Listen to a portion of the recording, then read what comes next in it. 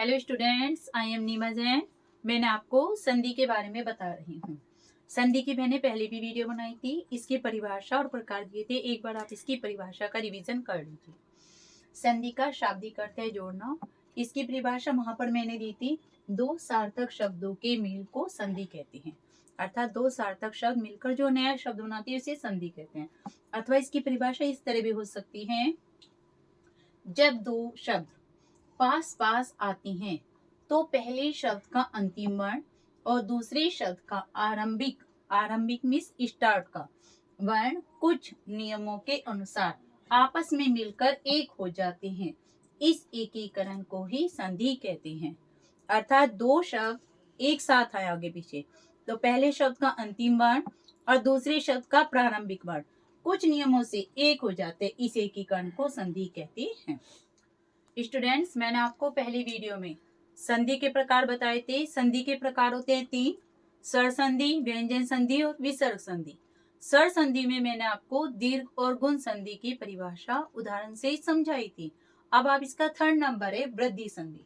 वृद्धि संधि का सूत्र होता है, संस्कृत का सूत्र है ये वृद्धि रेचि। ये कई बार कंपटीशन में आता है, इसलिए मैं इसको बता रही हूँ। इसकी परिभाषा देखिए, जब ए या आ के बाद ए अथवा ऐ आती हैं तो दोनों को मिलाकर ऐ हो जाता है। अर्थात ए या आ के बाद ए अथवा ऐ हो तो दोनों के स्थान पर ऐ हो जाएगा। उसी प्रकार यदि ए ऐ की जगह ओ अथवा औ आती है, इसकी परिभाषा भी इस तरह समझ लीजिए, ए या आ के बाद यदि ओ अथवा औ आते हैं तो दोनों को मिलाकर औ हो जाता है। बच्चों, यदि ई और ऐ आए तो दोनों के स्थान पर वृद्धि का शाब्दिक अर्थ है बड़ा, तो दोनों के स्थान पर दोनों में से बड़ा क्या है? ऐ, तो ऐ हो जाएगा। और यदि ए या के बाद ओ और औ हो तो दोनों में से बड़ा क्या है? औ, तो औ हो जाता है। जैसे मैं आपको ए या एक ऐ का दे रही हूं, ए या आ के बाद ए और ऐ, मैंने आपको जैसे पहले बताया था इन दोनों हो तो ये दोनों मिल करके ये दोनों तो हट जाएंगे और इनके स्थान पर ऐ आ जाएगा। जैसे मैं आपको एक उदाहरण से दे रही हूं, मम प्लस एव।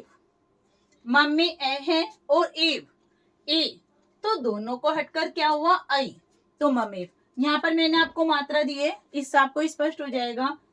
ए की मात्रा होती है इस तरह की, ऊपर की एक मात्रा, और ऐ की होती है इस तरह की।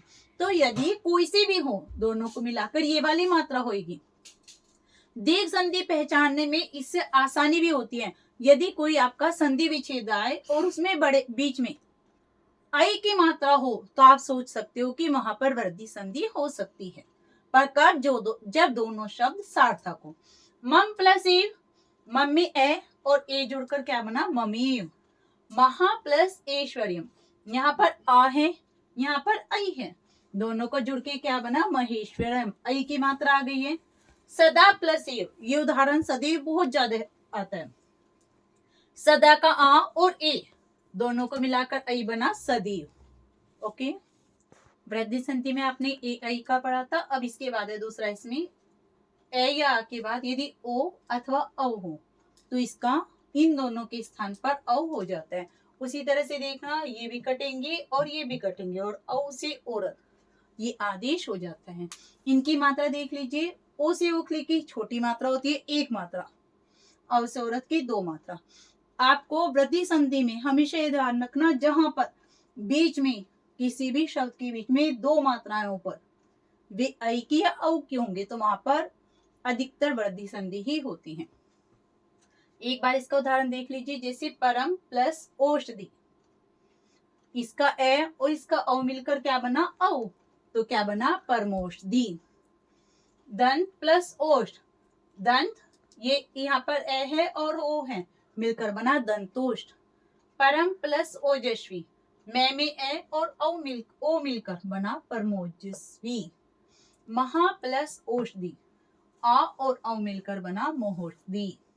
ये आपकी वृद्धि संधि पूर्ण हो गई है। यदि इसमें कुछ भी आपको डाउट हो या कुछ भी समझ में नहीं आ रहा हो या कोई ऐसा उदाहरण है जो क्लियर नहीं हो रहा है तो आप कमेंट बॉक्स में लिख करके पूछ सकते हैं। स्टूडेंट्स, अब आप पढ़िए यन संधि। यन संधि का सूत्र होता है संस्कृत में इको यंची। यन संधि हर कंपटीशन एग्जाम के लिए बहुत इंपॉर्टेंट है। यन संधि की परिभाषा है यदि ई उ री ली, ये हर्ष या दीर्घ यानी छोटा ई बड़ा ई, छोटा ऊ बड़ा ऊ, छोटे री बड़ी री अथवा ली के बाद कोई भी असमान स्वर आए। असमान स्वर का मीन्स होता है ई के बाद ई नहीं होना चाहिए। तो इनके स्थान पर, किनके स्थान पर, ई उ री ली के स्थान पर क्रमशः य व र ले हो जाता है। अर्थात ई के स्थान पर यह हो आएगा, ओ के स्थान पर वे आएगा, री के स्थान पर र और ली के स्थान पर ले आएगा। इस आप एक उदाहरण से ही समझ लीजिए। यदि ई के बाद कोई भी असमान स्वर है, मैं आपको असमान स्वर का अर्थ बता रही हूँ। ई के बाद आ, यहाँ पर स्वर में ई होता है, परंतु असमान स्वर के लिए हमें ई को छोड़ना होगा। ओ री री लिरी ए आई ओ औ और अंग से अंगुर, इनमें से कोई भी स्वर है, अगर जो ई के बाद बड़ा ई या छोटा ई आ गया तो दीर्घ संधि होगी। तो अब आप ये ध्यान रखोगे, इनमें से कोई भी स्वर आए तो ये ई तो अपने स्थान से हट जाएगा और उसकी जगह आधा ये आदेश हो जाता है, आधा ये आ जाता है। इस आप एक बार उदाहरण से समझ लीजिए। प्रति प्लस एक, यहाँ पे तय में क्या है, छोटा ई और यहाँ पे ए है, तो इस ई की जगह क्या हुआ, हिसाब वर्ण विच्छेद से भी समझ सकते हैं। मैंने आपको प्रत्येकम का उदाहरण खोल के लिखा है। प्रति प्लस एकम है, इसका अर्थ क्या हो, इसका मिलके क्या बन गया, प्रत्येकम। इसमें तय में क्या है, छोटी की मात्रा, वर्ण विच्छेद भी क्या हो गया, देखिए तय में छोटी की मात्रा, तय रह गया आधा हलंत लगकर, और ये एकम ए से डी स्वर है। हमने क्या बताया था, ई के बाद यदि कोई भी असमान स्वर हो, असमान स्वर में ये भी है, अर्थात ई नहीं होना चाहिए। तो इस ई को, ये ई हटेगा, इस स्थान पर ये आ गया, यह में ए जुड़ा तो ये, तो क्या बन गया, प्रतीकम, तय रह गया। इसकी पहचान ये होती है यदि यह व रह ले ये पूरे हों, इन पे कोई भी स्वर हो और ये पूरे हों, इनसे पहले कोई भी व्यंजन आधा हो, तो वहां पर यन संधि ही होगी। अब आपने देखा ई के बाद कोई भी असमान स्वर आए तो यह हो जाता है। मैंने आपको असमान स्वर क्लियर कर दिया है। इसके दो उदाहरण और देख लीजिए, जैसे इति प्लस आदि, क्या बना, इत्यादि। यहाँ पे क्या रहा, आपको जैसे बताया था, ये तय में से ही निकल गया, तय आधा रह गया, इत्यादि। देवी प्लस आल्य, देवयाल्य। अब आप यहाँ पर समझ गए, यह के बाद आप देखिए व्यंजन आधा है तो यहाँ पर यन संधि होगी। इसके बाद ओ के बाद यदि कोई भी असमान स्वर है, मैंने आपको असमान स्वर क्लियर कर दी थी, जो वहां पर ओ था वहां पर ई लग जाएगा, उसके स्थान पर, इस ओ के स्थान पर ये कट जाएगा और ये वह आ जाता है। यानी असमान स्वर तो जुका तो रहता है, कभी बच्चों आप असमान स्वर भी हटा दो, असमान स्वर जुका तो रहेगा, सिर्फ ये ओ हट करके वह आ जाएगा। जैसे सु प्लस स्वागतम, स्वागतम, सु में से ओ हट गया, से आधा रह गया, ओ का वे बना, वे में आ की मात्रा जुड़कर आ, स्वागतम। स्वागतम बहुत इंपॉर्टेंट है। मधु प्लस हरि, ओ हटा, ओ का वे बना, मधुवरी। वधु प्लस आगमन, ओ हटा, ओ का वे बना, वधवा, वधवागमन। ओके, अब आप देखिए री और री, ये संस्कृत में होता है बड़ा री, यहाँ पर हिंदी में कम होता है, परंतु इसका उदाहरण समझना होगा।